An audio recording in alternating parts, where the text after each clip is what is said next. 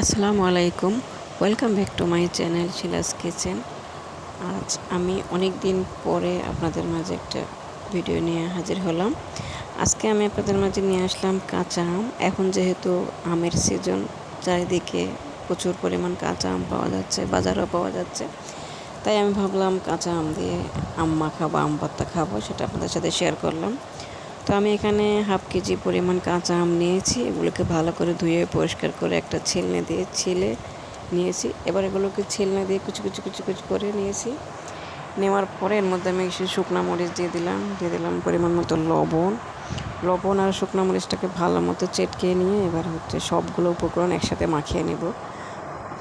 লবণ আর মরিচটাকে আমের সাথে যে কুচি কুচি আম করেছি সেটার সাথে ভালো করে মাখিয়ে নেব। একদম ভালো করে মাখিয়ে নিয়ে এটা থেকে রস বের করে নিতে হবে, তাহলে এটা খেতে অনেকটা ভালো হয়।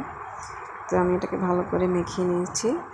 নেওয়ার পর এবার আমি একটু লবণটা ট্রাই করলাম যে লবণ ঠিক আছে কিনা, সব ঠিকঠাক আছে। এবার আমি এর মধ্যে একটু চিনি দিয়ে মাখাবো, দুই রকম করে মাখাবো। একটা মিষ্টি করব, একটা টক ঝাল, আর একটা টক ঝাল মিষ্টি, দুই রকম আইটেম করব।